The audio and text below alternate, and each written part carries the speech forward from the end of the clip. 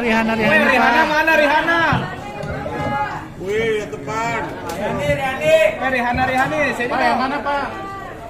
Pak, Rihana yang mana? Rihana yang mana, Pak? Rihana Pak. Tangan lo. Jangan nunduk. Rihani. Nyanyi dong. Ada yang mana Rihana? Angkat tangan. Bentar bang. Bang.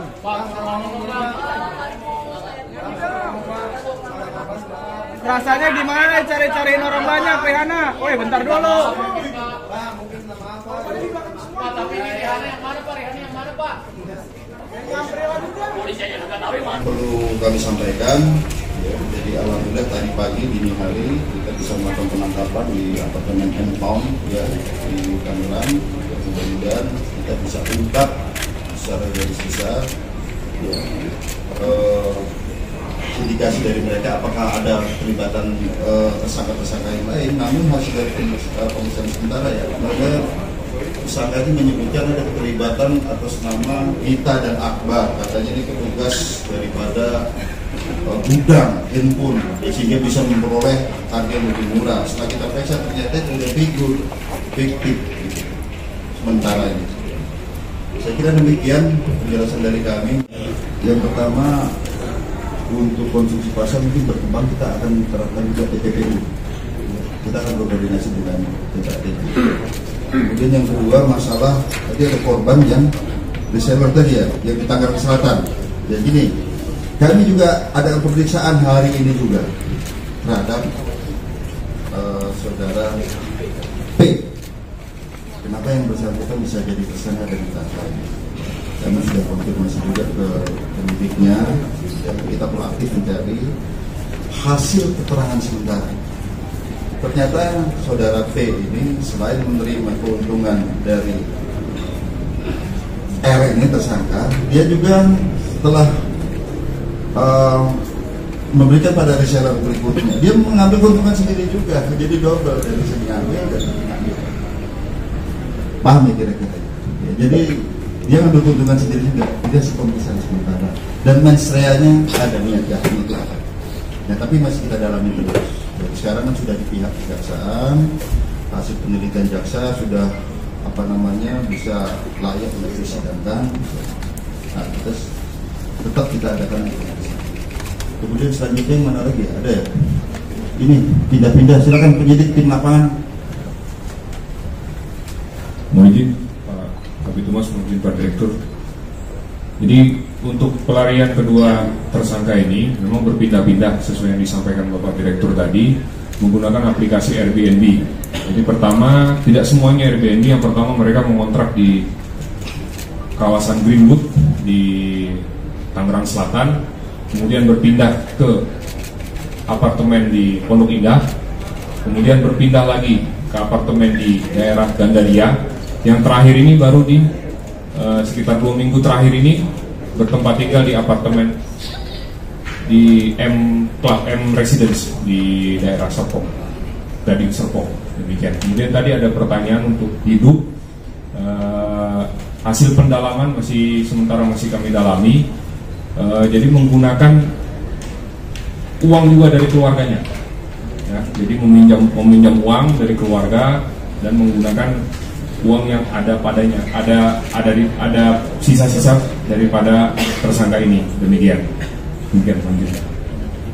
Untuk tersangka langsung ditahan sesuai dengan perintah Bapak Direktur tadi yang disampaikan, langsung ditahan dan akan kami laksanakan pendalaman lebih lanjut lagi. Demikian. Kalau alasan kaburnya, Karena ya memang menghindari petugas, takut.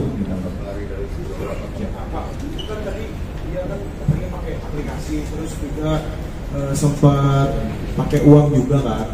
Nah itu caranya dia berpindah kan, dia tahu nih kalau di DPO itu gimana Pak sampai dia bisa mengelabui dan mempersulit dari polisi Pak? Ya sebenarnya nggak mengelabui, ya, hanya memang berpindah-pindah tempat itu secara random dan secara memang berjangka waktu yang sebentar di sini, sebentar di sini, sebentar di sini gitu. Jadi bukan memang mengelabui bagaimana, tidak, memang secara berkala temporary mereka berpindah-pindah tempat. Demikian. Pak, satu lagi Pak, tadi Jadi selama ini keluarga tahu ya Pak?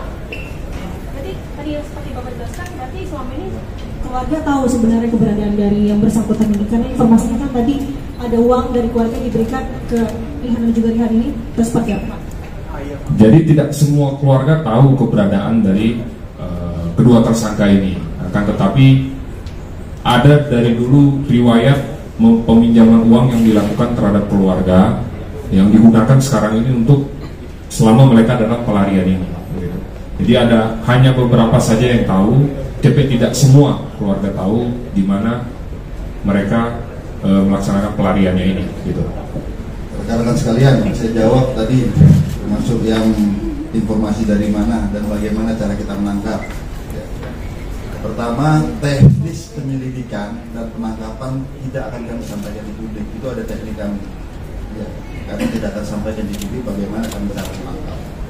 Yang jelas tadi dini hari kami harus segera cepat melakukan, apabila tidak segera diamankan ini, ya, kami yakin bahwa yang bersangkutan akan kabur. Kami berterima kasih pada saat penangkapan kami dibantu oleh security dan juga dari pihak TNI setempat. Jadi kita bisa segera amankan dan kita bisa bawa ke Polda Metro Jaya. Kemudian selanjutnya juga termasuk yang tadi ya, ini kan kita sekali lagi penyelidikannya kan berkesinambungan. Kita akan dalami terus apakah ada keterlibatan pihak-pihak lain. Namun isu-isu bahwa ada seorang perwira menengah itu ternyata bukan, tidak ada, dan itu merupakan bagian dari korban. Ini juga jadi ini yang akan kami dalami terus. Selanjutnya kami silakan masalah mobil dan lain sebagainya penyidik.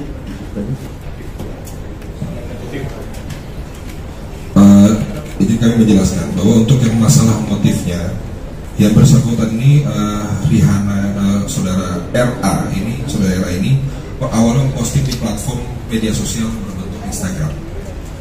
Dia yang tadi sebagaimana dijelaskan oleh Pak Direktur dengan harganya yang cukup menarik.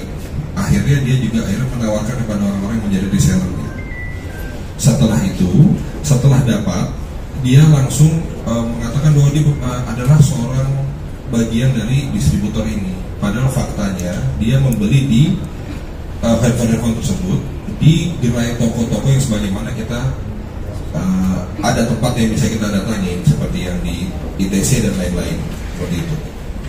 Jadi akhirnya ini jadi menggulung. Akhirnya dia tidak bisa memenuhi kewajibannya terhadap para resellernya atau dalam hal ini korban dia. Nah, kenapa dia akhirnya lari-larian?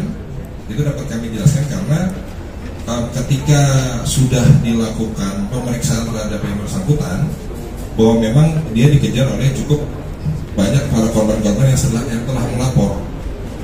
Dan bagian dari keluarganya tadi apakah terlibat atau tidak, bahkan di sini aja kami mendapatkan informasi tadi hari ini keluarganya akan melaporkan kedua orang ini karena keluarganya juga menjadi korban dari tindakan saudari LA dan RI. Demikian. Jadi untuk motifnya tentu untuk motivasinya itu untuk uang ya, untuk mendapatkan keuntungan itu sudah pasti. Demikian. Untuk saat ini korban nilai terbesarnya yang kami bisa dapatkan faktanya bahwa yang sekarang ada 2,5 miliar saat ini, dan kami sedang melakukan pendalaman terhadap para laporan polisi.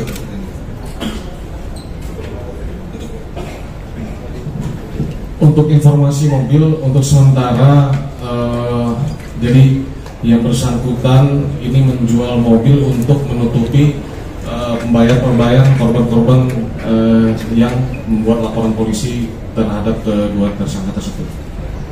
Maaf, tadi kami tambahkan sedikit, masih kami dalami tapi kalau untuk mendapatkan uangnya tentunya karena dia ada reseller yang mendapatkan untung dari setiap unit. Tapi untuk berapa pastinya saat ini kan kami hanya mendapatkan keterangan dari para korban. Nah, kami akan mensinkronisasikan dan melakukan pendalaman dari fakta-fakta yang ada yang akan kami keterangan dari saudari LA dan saudari LA. Demikian. Pak, informannya siapa tuh Pak? Itu bakal diproses nggak? Karena kan dibocorkan saat anggota mau menangkap bisa dikenai pidana tidak? Keterangan itu Kan ini masih baru kita periksa ya, baru kita dari kita harus kembangkan lagi nanti kemana, lari kemana, apakah terlibatan orang lain. Rekan-rekan, ini penyidikan awal pasca pengungkapan dan penangkapan. Tentunya berikan kesempatan dan yakin penyidik akan bekerja secara proporsional, prosedur dan profesional